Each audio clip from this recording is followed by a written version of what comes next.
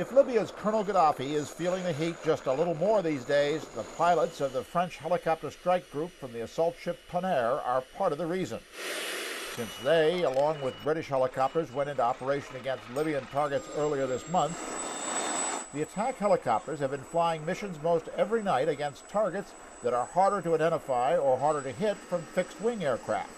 But while the helicopters can target small vehicles and even individual soldiers with wire-guided missiles and 30mm cannons, they also fly lower and slower than the jets and are much more vulnerable to even small arms fire from the ground, something the pilots, none of whom can be identified by name, are keenly aware of. The intensity of the mission, the engagements with the enemy, it's the whole collection of things that makes this mission difficult. The helicopter assault group commander says it's risky but doable.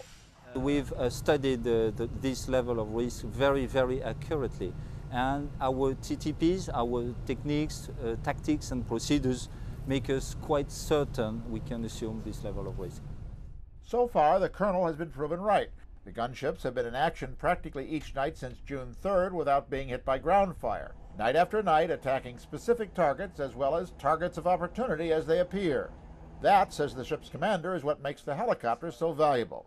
We're more precise, we're acting more locally, and we're acting in a very short loop at the very tactical level above the ground. Are you raising the pressure on Gadhafi? We're able to move very quickly from one point to another and to apply pressure wherever we have objectives to achieve. Among the Army airmen on this Navy ship, there's little question the helicopters they've brought into this fight are making a difference.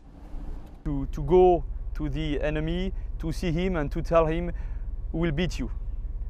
So it's a real fight between two soldiers.